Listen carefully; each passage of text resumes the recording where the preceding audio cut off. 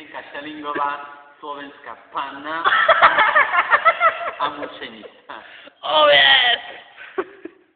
Máme Zdenku zachytenú. Zdenka je hecová.